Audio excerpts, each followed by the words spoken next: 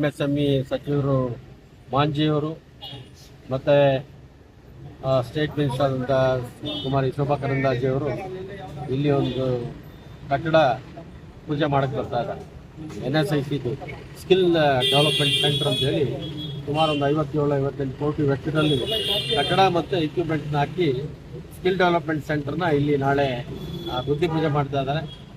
ಅದಕ್ಕೋಸ್ಕರ ಈ ಜಾಗ RR ನಗರ ವ್ಯಾಪ್ತಿಗೆ ಬರೋದ್ರಿಂದ ಮುನಿರತ್ನಂ ಅವರು ನಾನು ನಾಳೆಗೆ ಏನು ಮಾಡಿದ್ದಾರೆ ಅಂತೇಳಿ ಅಧಿಕಾರಿಗಳನ್ನೆಲ್ಲ ಕರೆದು ನೋಡೋಕೆ ಬಂದಿದ್ವಿ.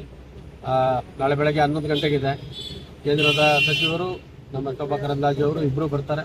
ಹಾಗೆ ಪೀಣ್ಯ ಕೈಗಾರಿಕಾ ಸಂಘದ ಅಧ್ಯಕ್ಷ ಅಂತ ದಾನಪ್ಪನವರು ಹೆಚ್ಚು ಉದ್ಯಮಿಗಳನ್ನ ಬನ್ನಿ ಅಂತೇಳಿ ಕೂಡ ಅವ್ರಿಗೂ ಸಲಹೆ ಕೊಟ್ಟಿದ್ದೀವಿ. ನಮ್ಮ ಕಾರ್ಯಕರ್ತರು ಒಂದಷ್ಟು ಜನ ಬರ್ತಾರೆ. ಇದೊಂದು ಒಳ್ಳೆಯ ಬೆಳವಣಿಗೆ. ಪೀಣ್ಯ ಇಂಡಸ್ಟ್ರಿಯಲ್ ಏರಿಯಾದಲ್ಲೂ ಸ್ಕಿಲ್ ಡೆವಲಪ್ಮೆಂಟ್ ಸೆಂಟರ್ ಬೇಕಾಗಿತ್ತು. ಅದು ತಡವಾಗಾದರೂ ಇವತ್ತು ಇದೇ ವ್ಯಾಪ್ತಿಯ ಶೋಭಾ ಕರಂದ್ಲಾಜೆ ಅವರು ಕೇಂದ್ರದಲ್ಲಿ MSME ಸಚಿವರಾಗಿರೋದ್ರಿಂದ ಇದನ್ನು ಇವತ್ತು ನಾಳೆ ತಂದಿದ್ದಾರೆ. ಭಾಳ ವೇಗವಾಗಿ ಸ್ಯಾಂಕ್ಷನ್ ಮಾಡಿಸ್ಕೊಂಡು ಬಂದಿದ್ದಾರೆ. ಮೊನ್ನೆ ತಾನೇ ಒಂದು 3-4 ತಿಂಗಳಿಂದ ಪ್ರಸ್ತಾಪ ಆಯಿತು. ಅಷ್ಟು ಬೇಗ ಜಾಗ ಒಂದು 10,000 ಅಡಿ ಇದೆ. ಅದರಲ್ಲಿ ಒಂದು ಸುಂದರವಾದಂಥ ಕಟ್ಟಡ ಪ್ಲಸ್ ಸ್ಕಿಲ್ ಡೆವಲಪ್ಮೆಂಟ್ ಸೆಂಟರ್ನ ಈ ಪೀಣ್ಯದಲ್ಲಿ ಬರುತ್ತೆ.